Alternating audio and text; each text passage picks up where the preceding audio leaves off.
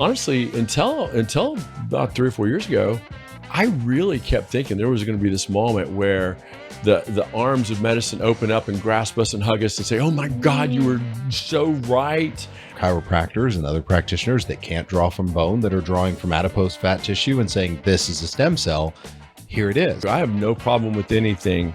An alternative healthcare provider does not mean that they don't know what they're doing. Why don't more people know about this?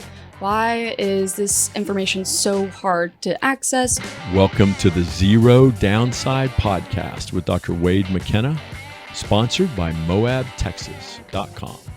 Hey guys, welcome to another episode of Zero Downside.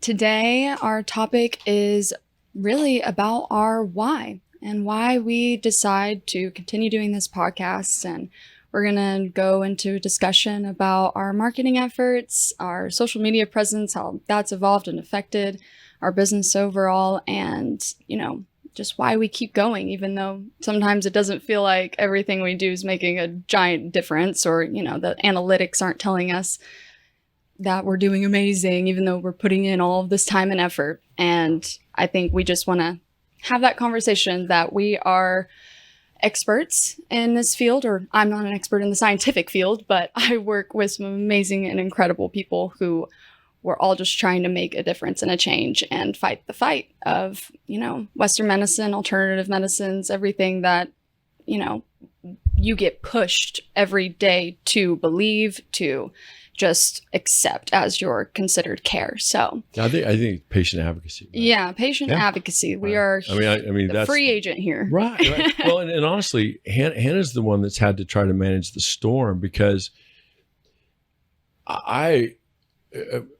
it's difficult when Hannah makes fun of me because I don't even have Facebook right now. Right? Like, it's not,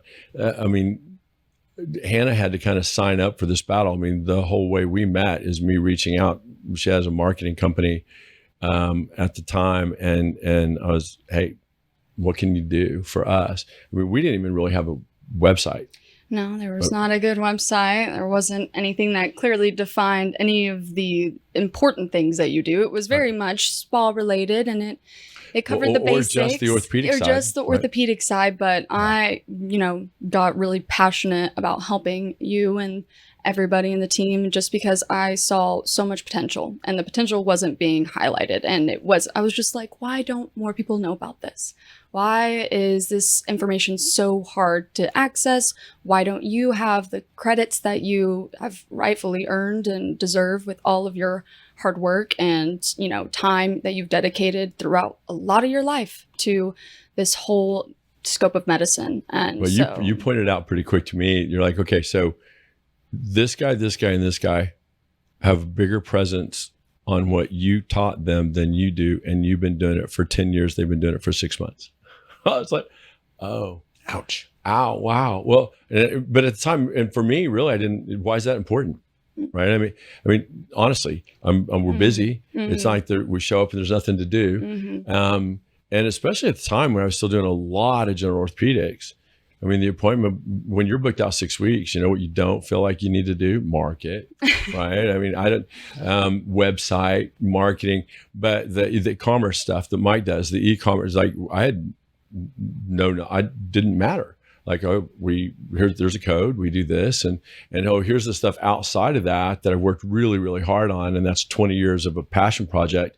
But then it became such a keyword, and to be fair, all of the marketing stuff, and I looked at the podcast as what I'm hoping is the patients that we have use it as a education source, right? Like, I wanted it to be, because I can't spend 15 hours with the patient, but we can get 15 hours of content out there that describe what, why, how, the specifics of something. So when people watch it, I've never had to worry about being the authority in what we do, because I went to college, grad school, medical school, internship, residency, fellowship.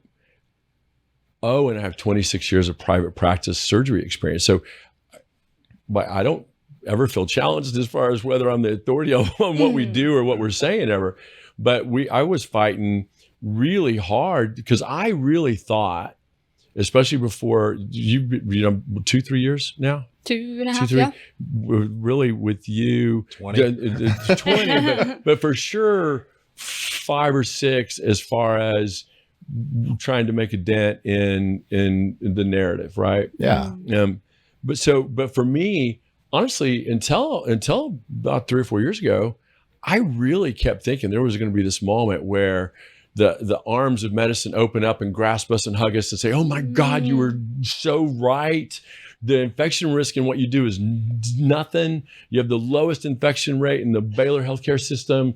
You haven't had a surgical IND in 20 years. How do we all do it like that?" Yeah. And I'd love to take the credit for that, but it's bone marrow, right? I mean, it's the cellular concentrate, and there's people like, well, there's nothing. There's nothing published on that, and I would be like, there's 6,500 papers just published with the machine we use to spin the cells out, and there's 5 of those different companies. It goes back to the same IP, but really, I really thought. But then you look up and you've been doing this for 10, 15 years, and you're still having to fight daily with some patient coming in saying, "Well, I talked to my other patient on yesterday, Wednesday. Well, I talked to my spine guy about it, and he said that stem cells are a waste of time." I was like, okay, so I get the term stem cells may be a waste of time, but bone marrow aspirate concentrate, some of the best published studies on fusion rates and the changing of success of the surgery have been published in 98, right? So there was a part of me before Hannah, before marketing, before the podcast, before Instagram, before digital media, altogether. Like I literally have no digital media presence. I still don't have a Facebook. Like I had a personal Facebook when my mom was alive because it was a place for her to see my kids' pictures. All my stuff got hacked. Still haven't got my Facebook back. Still haven't got Venmo back. I think the TikTok nonsense that was added like a week ago, and it has like 110,000 likes or something already and like 600,000 views. I don't even know what that is, right? To be fair, you are a phenomenal dancer. That's a large part of it. So that's the most surprising thing, right? Is a 20-second video of me embarrassing the people I was with at a CVS is the thing that has made a meme out of it. TikTok loves a meme. But for me, I didn't think any of that was important because I really thought that the arms of Western medicine would have opened us up, ingratiated what we do, and absorbed all that. I thought there'd be a code for it already because there's so many things that what we do is so much more cost effective, right? If you're paying out of your pocket for a shoulder surgery, and a hospital charges on an EOB is $60,000 for a rotator cuff, and you have a partial thickness tear. And we could have just injected that in the clinic with your marrow, a little bit of a postnatal tissue graft, and done it under anesthesia where you had no pain or problems, and we did an arthrogram. The cost of that's a couple $1,000. If you're paying out of your pocket, and you want to pay $60,000 for a surgery, be in a sling 6 to 8 weeks, go to therapy for 2-3 months, still have pain at 6 to 12 months. And oh, by the way, what's published with the surgery is a 30% failure rate at 6 months. And that's in all studies. Like no matter who the surgeon is, if he's doing your rotator cuff without cells, he should look you in the eye and say, there's a 30% failure rate. So not having a 30% failure rate, because we've used bone marrow on every rotator cuff we've done for the last 20 years, I really thought that I didn't need digital marketing, a social media presence, because we would be world renowned already because we've changed the narrative and we've been doing it for so long. And then Mike points out that his mom goes online. And what was her comment about the stem cell part of what we do? Oh gosh. My mom loves the show. She and my dad sit down Tuesday, 5:00. They grab their dinner. They eat early. They're older, right? They do the blue I get special. it. Yeah, I get it. Hey, I love you, Mom. I promise. The thing about my mom is she's my toughest critic.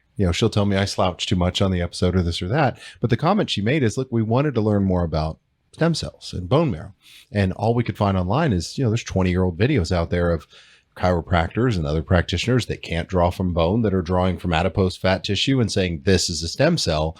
Here it is. And so YouTube is a great search engine, right? It's widely utilized, and it shocked us both. Which is why I really thought that the podcast was the way to get the narrative out. And as it turns out, maybe it's certainly good for patient education, because I do think that the patients use it as a resource, which is what we wanted anyway. Yeah. Right. But in her search engine, you're going to find videos out there. You just look up through YouTube or Google. It's always going to point back toward YouTube, but you'll see videos out there of adipose tissue being accepted. This stem cell and this stem cell are going to be exactly equal. And that's not the case. And a lot of it is limitations on the practitioner and where they can draw cells from. And look, I get, the easy also, way though too. It's chiropractors, nurse practitioners, naturopathic physicians that aren't even licensed in Texas. But the reason why is, and look, I have no problem with anything. An alternative healthcare provider does not mean that they don't know what they're doing, right? I tend towards certainly the holistic, non-traditional side in my head all the time anyway. But I checked all the marks because I never wanted someone to be able to look at me crosswise and question my opinion. It doesn't mean people still don't, but I didn't want my education to be the limiting factor in someone's trust in me, right? Because I did give away my 20s and half my 30s to be able to do this. But I don't think people have to. I do think that you can get it and click and help someone as an alternative healthcare provider. But I don't think that makes you the authority in all of pathophysiology. I don't think that when you have one cool toy that you can hit so many targets with it all the time, right? And the one problem with this business model is when you have the cells and the volume and how the body uses it for everything, it's hard to hone down your message, right? I mean, the list of services when people come in and they'll, and Hannah will have to deal with the questions of, well, I didn't even know you guys did this or did this or did this. And she's like, yeah, like it's the cell that makes your hair grow. It's the way that you can look younger with your skin. It is the physiology of how and so when a surgeon says, "Oh, I'd pay on patient stem cells, are not going to help you." My question is like, well, what when you cut on someone and it does fuse? What was how did it do that? Right? You know how it did it? You mobilized your cells, and your stem cells helped you heal. All we're doing is helping the body do a better job with that. But you can't say I don't believe in stem cells, because I mean, my question is always, do you not believe they exist? Like, these are the cells from marrow. They've been really well studied. We understand what a cell surface marker looks like. There's 600 different, what's called a CD marker for the cell. We know the ones we want, CD79, CD101. There's certain, we know that a CD34, the hematopoietic cells, we understand all those. Like, there's not a question of is stem cells a thing. There's not a question of how does the body heal. So when someone says, I don't believe, it's like, okay, well, I get it. If you're doing it wrong, if you're taking it from fat. Yeah. And look, there's a lot of ways to take it from fat and do it right. Correct. Just not in the US. Right. Not legal Use in the US. the best tool you have at your disposal. Have I used fat cells in a previous point in the career in the US? Yeah. 100%. Before 08. And would I do it now to help, especially for like fat grafting? Yes. Someone has a big soft tissue defect. Someone has... even we have a lot of patients that get a steroid shot in their butt from some doctor. The whole thing gets cavitary, it scars. They have this big lesion where it looks like they have someone took a chunk out of them because they get soft tissue necrosis. And fat grafting is the best way to handle that. But fat grafting can be a pretty invasive procedure and has like a 30% shrinkage rate unless you add cells to it. If you put bone marrow or even PRP in your fat graft, it doesn't shrink, maybe 10%. So do I think fat grafting is really important? Yes, right? So it's not that I don't think there's a purpose for it, but when someone's trying to compare, like Mike's mom, stem cells from fat, why go, you guys just do that instead of that bone marrow harvesting? Well, because it's not the same, right? Like, these are the cells your body mobilizes to help you heal. Look, I get how far it's come. When we started doing bone marrow as a trauma surgeon, I would worry that because we were using it to inject fractures that weren't healing, right? Or trying to fuse a small joint in a wrist that had gone bad because of a bad fracture that healed poorly, or fuse an ankle, or in the lumbar spine. And we were worried that if it leaked out, you might grow bone where the cells went. Because the only thing we thought is you put these concentrated marrow cells there, it was there to grow bone. Or if when you put it in a knee, it would grow cartilage, but we were afraid maybe you grow cartilage in the capsule, or how do you contain it? How does the cells know where to be? How do you keep the cells on the joint surface? That wasn't that long ago. Yeah. And that was me, like not a med student. That was me wondering, like, do I need to create a patch for these? Do I need to put it on the lesion? No, you need to provoke the body's ability to heal because it has the ability to generate cartilage if you push it in the right direction, right? So I get how far it's come, but my whole narrative on the reason for any of this is because that message is really difficult to convey. Our list of service is difficult to convey. Western medicine hates everything we do. And with when Hannah and when the marketing stuff really started this last 2 years, it was finally because I realized, and it was a big stress on my shoulders, I don't need to try to change someone's religion of Western medicine. Me teaching other doctors or trying to speak to patients about the hospital boards and stuff was not hitting the mark. It was a waste of time. They're never going to want to enamor something that's not part of their religion. And if the religion is paid for and bought by big pharma or by the people that own big pharma, and the same guys own big pharma, own the insurance companies, own the hospital networks, own the providers, and now own all the doctors and the PBMs and the pharmacies, all the pharmacies, because their goal is not to provide care; it's to be a third of the GDP. They want that piece of pie. Yeah. So, and it's not. Well, you would think the insurance companies want to save money. No, because they're spending it with other company that the other guy owns too. So they're just switching money from one pocket to the other. The self-insured kind of insurance plans, the Christian healthcare networks, the Good Samaritans, the MediShares out there that are at risk, they reimburse patients for cells all the time because it saves them a ton of money. But I spent my whole career focused on the people I was never going to convince. And because I didn't have an outlet in a way to communicate to people, and that's what we're trying to do now. And my goal would be for us to, how do we make that more effective? Because we've been talking to the wrong people for the last 20 years. And can I speak to that for a second? Yeah. One thing you and I've talked about, you keep saying you've spent a good amount of your time and investment speaking to the wrong people about it and how it works. A large part of that is you're not part of the factory. The healthcare system we've created is the perfect factory. You have intake, which is patient walks into a doctor's office. You have a diagnosis, which is strictly limited by code, not by the patient's scenario. They're literally assigned a number and no more than 3 numbers. Otherwise, now we've done too much, right? So if we exceed 3 diagnosis codes, now we've done too much, and insurance is going to slap your wrist by saying, can't do that. If it's more than 1 body part, guess what? Can't do that. No. You're either going to get your reimbursement on the next code cut in half or not even accepted by insurance, which here's the problem as the provider. You may feel generous, but that's going to hit the patient because you filed it to their insurance. Insurance says, hey, we're not covering this last conversation you had with your healthcare provider. That's on you. So now that's coming out of pocket. We do things like this to create this system of patient intake, narrow diagnosis possibilities, and then the treatment options are extremely limited. We talk about bone marrow. Tell me any surgeon that's going to do a service for free that takes up to 10 to 15 minutes to draw bone marrow out of a hip, spin it down and do all that and take that amount of OR time from the hospital, the surgical facility, or the surgeon itself and go, hey, you know what? You're doing this because you believe it's good medicine. Right, because just like when we do a rotator cuff, when we do a knee scope, when we do an ACL and Achilles tendon reconstruction, I draw the marrow. Yeah. We don't get paid for that.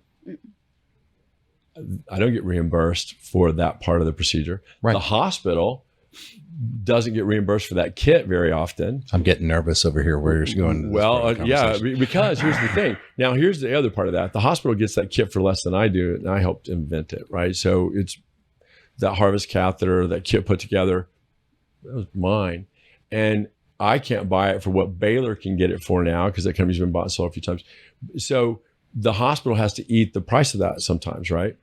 But that doesn't really change their overall margin much when you're billing a $60,000 shoulder surgery. And for me, the most important part's the outcome. So that's why I spend the time to draw the marrow. That's why the hospital hasn't told me I can't use that kit. Now, some hospitals have. I don't go to those hospitals. Yeah. There's a hospital I thought I was going to live the rest of my life at. I thought we were going to hold hands and sing Kumbaya someday because it's built on land I donated to the city. And we don't talk. We don't, I mean, it was a really nasty breakup, right? Because you're not part of the factory. Because I didn't want to be an employee. Yeah. And I didn't want them making patient care decisions for me and then tell me what to do. And especially when it was against what was best for the patient. And it's always against what's best for the patient when it's what's best for the insurer or the healthcare system. Very rarely is what's best for the system and the insurer best for the patient. I mean, it has to be a perfect storm for all that to cross. And it rarely is. So getting back to your point, right? This episode is the why, right? This is the why we do what we do, why we have a social media presence, why we're investing time in educating people. Where's the shift for you? When did it happen where you said, I'm done banging my head against this wall of quote unquote progressive healthcare business and trying to convince providers that have no interest in getting outside of the factory system and maybe not even that they don't don't have interest, they just don't have the ability. They're not going to be allowed to. They're literally an employee. It takes, but you do have to want a lot of gusto in order for somebody to decide to make that decision, because you're going to be very unpopular in certain realms, for sure. And so, where just was like the video shift? I sent you from Jordan Peterson today? Yes, you have to be brave. Yeah, you have to be courageous. You have to be courageous. Yeah, like you have to be courageous enough. I love that clip about trust. I think Jordan Peterson is, and people can think whatever they want about him. If they don't like him, they're just wrong. Yeah. And for clarification on that, Jordan Peterson has a beautiful short clip out there where he talks about getting hurt in your practice and your relationships.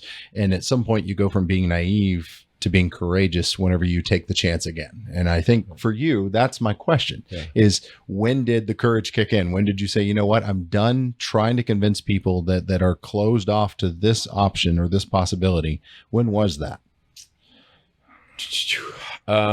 When I started, when I felt like, and it was kind of a crisis in belief, actually, because there was a point at where I guess it was probably after my last business partner that I trusted, decided that everything I'd ever invented and talked about was his idea. But I think there was a point where the people that do really well in marketing and that I didn't respect from a medical point of view were making a lot of money with stuff that they didn't even know what they were doing, and misapplying things and presenting it like a rainmaker kind of a thing instead of a scientific patient care. And it bothered me, and it kind of shook my core a little bit to think, I don't want to be that. I don't want to detrade my ethics and morality on my patient. That's why I do what we do. That oath was important to me, right? So I think, as a DO, as an osteopathic physician, and then a allopathically trained surgeon, you take two oaths. You take the Hippocratic Oath and you take the osteopathic oath. And the osteopathic oath is longer. The Hippocratic Oath is older, but it's certainly, and the Hippocratic Oath is more about taking care of the people that came before you. Like medicine was supposed to be about, you are training other people to do what you do. That's what the Hippocratic Oath is mostly about. And I took all that really serious. Like I didn't grow up with a lot, and so I didn't need a lot. But it really bothered me when I watched people take what I thought I'd worked really hard to help establish, to start to carve out and help prove it worked, and watch people kind of run with it as charlatans, and making a fortune and using the word stem cell all the time. And I had kind of a crisis in belief of, wait a minute, if I have to do that, maybe I made some poor choices, because I don't want to do that to be successful. I want to be able to do it the right way and be successful. What am I doing different than they're doing? Well, it was about, they created a narrative because the marketing, social media presence was really important to them. And they realized that, because I was too busy working and taking care of people to be able to create that aura of of stem cell science, right? Because I think of it, it doesn't have a big aura. It's not some big mystery. It's science, right? There's really good pathophysiology. Like you can look at stuff under a microscope. You can understand the pathways and how cells communicate, and figuring out how the body heals is not reinventing the wheel. Understand that pathway, augment it, help it do it better. Try not to do things that get in the way of it. I just never had a way to communicate that other than seeing a patient and having that conversation with them. And I lost a lot of my science, a lot of my ideas, a lot of our results. Like there are x-rays from my clinic that other people use in their talks that are selling stem cell injections that they're not even allowed to do an injection on anybody because they're not licensed to. So they hire some other licensed professional to come in and inject cells that this person prepared. How did I lose that narrative? And it was about media presence and marketing. And I never took that serious because it wasn't serious to me. Now I understand, in the age of access to material. Look, when I studied, I had to go to the library. Like I had to look up articles the hard way. I had to read a book, right? You don't have to do any of that anymore. With the access to information, I fell behind because I was still trudging away one patient at a time. And because that's what I enjoy, right? And it's what I'm good at. It's the thing it's where I look most alive and most happy is when I'm taking care of someone and talking to a patient. It's your comfort place. Right. Yeah. It's the reason I gave up those 20s and 30s, right? Yeah. The marketing thing, like this, like my favorite part about social media right now, I'll tell you on it. When you look at the trolls, like one of the like I want people to say, oh my God, I learned so much about the way a stem cell works today. No, the comment we get on the podcast was, woo woo, Ric Flair.